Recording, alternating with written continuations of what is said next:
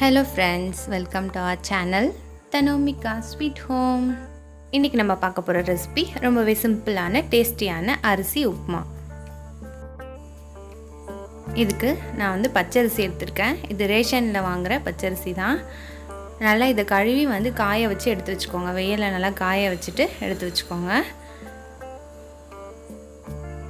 இந்த மாதிரி நல்லா வந்து காயணும். நல்லா ஒரு 2 நாள் கூட நல்லா காய வச்சு எடுத்து வச்சுக்கோங்க. இதுவும் ரேஷன்ல வாங்குற தோரம்பருப்பு தான். அதையும் நல்லா தனியா கழுவி காய வச்சு எடுத்து வச்சுக்கோங்க. இப்போ வந்து நம்ம 4 கிளாஸ் அரிசிக்கு 1 கிளாஸ் தோரம்பருப்பு அளவுக்கு நம்ம மிக்ஸ் பண்ணிக்கலாம். 4 கிளாஸ் அரிசி போட்டுக்கலாம்.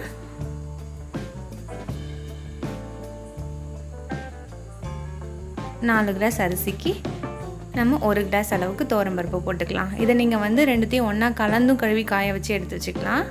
இல்லைன்னா தனித்தனியாக கழுவி காய வச்சுட்டும் ரெண்டுத்தையும் மிக்ஸ் பண்ணிக்கலாம். இப்போ இது ரெண்டும் நல்லா மிக்ஸ் ஆகுற மாதிரி நல்லா மிக்ஸ் பண்ணி விட்டுக்கோங்க. உங்களுக்கு பருப்பு அதிகமாக இருக்க மாதிரி தோணுச்சுன்னா நீங்கள் அரிசியை வந்து இன்னொரு கிளாஸ் எக்ஸ்ட்ரா சேர்த்துக்கலாம். பட் இந்த ப்ரொப்போர்ஷனில் இருந்தால் கரெக்டாக இருக்கும். இதை நல்லா எல்லாத்தையும் மிக்ஸ் பண்ணிவிட்டு நம்ம மிக்ஸி ஜாரில் போட்டு இதை பல்ஸ் மோடில் வந்து நொய் மாதிரி உடச்சி எடுத்துக்கலாம்.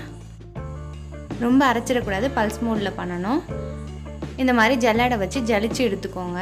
இந்த மாதிரி ஜலிச்சிங்கன்னா கொஞ்சம் நொய்யாக இருக்கிறதுலாம் தனியாகவும் கொஞ்சம் மாவு மாதிரி இருக்கிறதுலாம் தனியாகவும் வந்துடும். ரவை பதத்தில் இருக்கிறதுலாம் தனியாக வந்துடும். நம்ம இதெல்லாத்தையும் ஒன்றா சேர்த்து செய்யும் போது அடி பிடிச்சிரும் அடியில். இது வேறு சைஸில் இருக்குது, இது வேறு சைஸில் இருக்குது. ஸோ அதனால் இதை நம்ம தனித்தனியாக ஜலிச்சு எடுத்துக்கிட்டோன்னா தனித்தனியாக வந்து உப்புமா செஞ்சுக்கிடலாம். இப்போ வந்து நம்ம உப்புமா செய்ய ஆரம்பிச்சிடலாம்.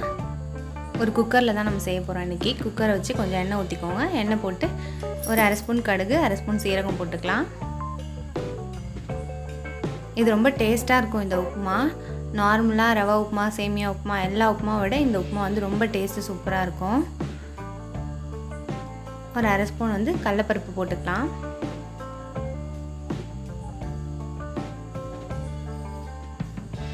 ஒரு ஸ்பூன் அளவுக்கு உளுத்தம்பருப்பு போட்டுக்கலாம்.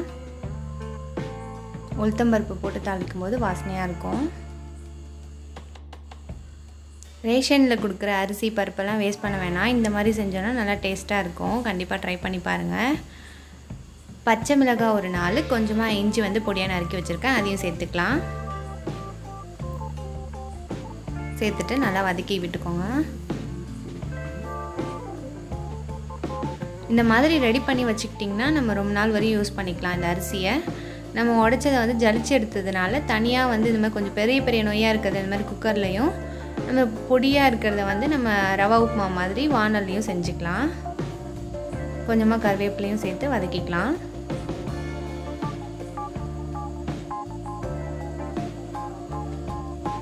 ஒரு 2 பெரிய வெங்காயம் கட் பண்ணி வச்சுருக்கேன், அதையும் சேர்த்துக்கலாம். சேர்த்துட்டு நல்லா வதக்கிக்கோங்க.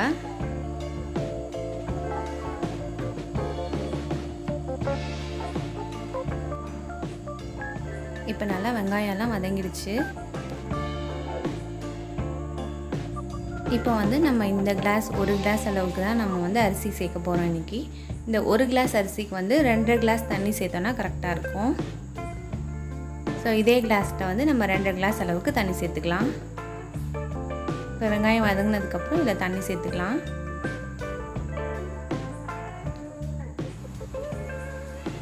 இப்போ 2வது கிளாஸ் சேர்த்துக்கலாம். இப்போ இன்னொரு 1/2 கிளாஸ் சேர்த்துக்கலாம். இப்போ 2.5 கிளாஸ் அளவுக்கு தண்ணி சேர்த்தாச்சு.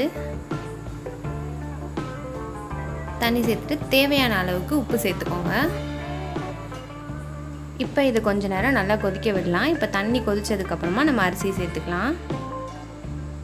பாருங்கள், இப்போ தண்ணி நல்லா கொதிக்குது. இப்போ இந்த ஸ்டேஜில் வந்து நம்ம அரிசியை கொட்டி கிளறிக்கலாம். இப்போ வந்து எடுத்து வச்சுருந்த அந்த 1 கிளாஸ் அரிசியை சேர்த்து நல்லா கலந்து விட்டுக்கோங்க. இந்த மாதிரி கலரிட்டே வந்து கொட்டுங்க, அப்போ தான் கட்டி ஆகாமல் இருக்கும். இந்த மாதிரி கொட்டிட்டு நல்லா கலந்து விட்டுக்கோங்க. கலந்துட்டு நம்ம இப்போ மூடி போட்டு மூடி ஒரு 3 விசில் வந்து விட்டுடலாம். கரெக்டாக இருக்கும்.